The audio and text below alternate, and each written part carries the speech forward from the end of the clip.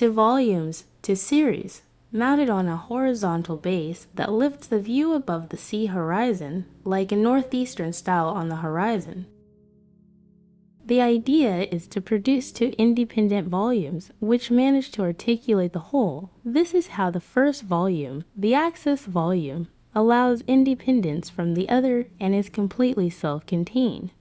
This way, when the owner lives alone, the house occupies only the upper access volume that houses the master bedroom, with home office, living and dining rooms, kitchen and panoramic terrace. As a beach house, simplicity is sought as the premise. The color palette is very neutral. Everything is based on concrete gray and warm wood tones reused from concrete moldings. The main materials are exposed reinforced concrete, gourdstone, and pine wood reused from molds with different inks and paints.